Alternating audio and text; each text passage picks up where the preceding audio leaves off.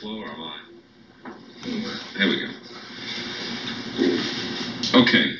The object of these talks is to try and provide some basic background to help understand formulations and terminology used for problems involving large motions of bodies made of solid materials. In everyday experience, I think we tend to observe large motions of fluids very commonly. Liquids and gases are very familiar large displacement problems.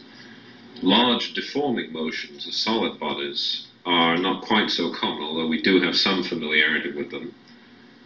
Stretching a rubber band is an obvious example. Inflating a balloon, crumbling a car fender.